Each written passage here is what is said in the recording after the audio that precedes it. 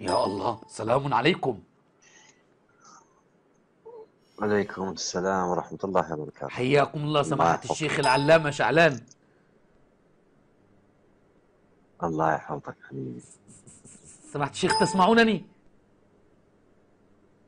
عذرا أنا مو علامة، تفضل يا حبيبي. حياك، أنا من مصر وصديق معك على الصفحة يا شيخ، ورأيت صفحتكم فأحببت أن أسلم عليكم. أهلا وسهلا بك. أهلا بشرونا عن وسهلا، ساحتكم حياكم سماحة الله. الشيخ، أنا موالي من مصر. الحمد لله.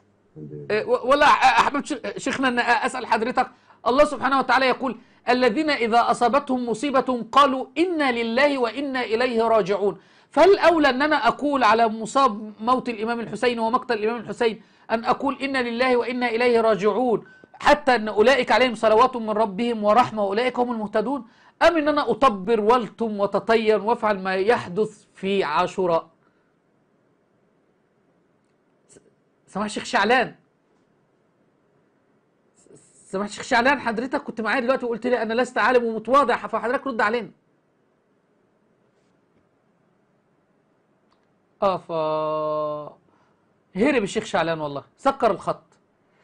انا مش علام بس هارب. شعلان ولا هربان يعني؟ انا مش عارف يا شيخ شعلان. واحنا بنكلمكم من القرآن يا شيخ شعلان، نكلمكم من القرآن الكريم. مش عاجبكم القرآن؟ طب نكلمكم منين؟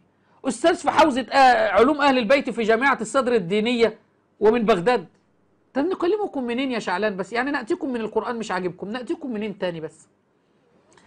كان معكم شيخ الشيعة المسمى بشعلان العميري.